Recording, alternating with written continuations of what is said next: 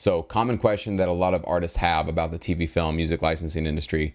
Two most common questions I get all the time. Maybe this will help you out. One is, if you're submitting tracks to a library, can you then take that track back, maybe add your vocals onto it, and then release it on YouTube or iTunes so that you have music being distributed through the TV film outlets that you have established, and then also you can sell that track as an artist yourself?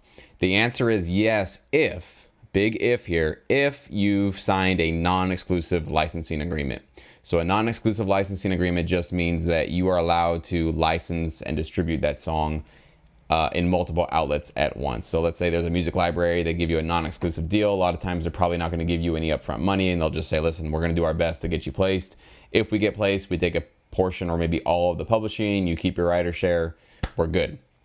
If it's non-exclusive, you can absolutely take that song, give it to another company, another non-exclusive company if you'd like to. You can also take it back, release it as is, as an instrumental, and put it on YouTube, put it on iTunes or whatever. You can also add vocals to it, or you can add a new instrumental section to it, or you can do whatever you want, a remix. But again, it has to be non-exclusive. If it's an exclusive deal that you have with somebody, you can get into legal problems, and you don't want to do that. So if you've exclusively signed your music away, and you'll know that if they're signing you, they're going to tell you this is an exclusive deal. And also the contract itself at the very top should say either exclusive or non-exclusive licensing agreement. And if you ever are unsure about that, just always ask for clarification from whoever you're licensing with.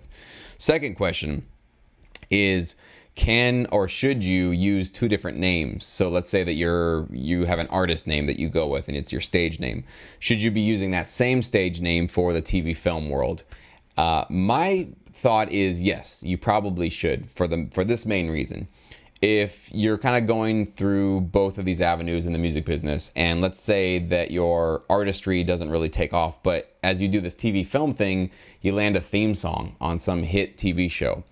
Well, you're going to want, if there's any credits listed on the TV program or anything publicity-wise associated with that placement, you're going to want your artist name to be all over that. You're not going to want just your regular name all over that, or maybe some other alias you've created for yourself, because it won't necessarily tie back to you as an artist. So I recommend you use the same name for your artistry as well as your TV film licensing world.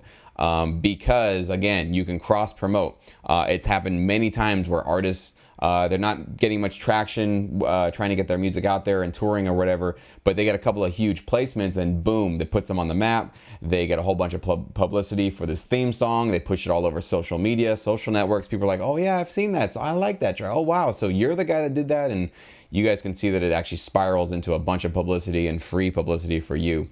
And that won't be possible unless you have the same name associated with that placement and the one that and the artist name that you're using out there for the general public.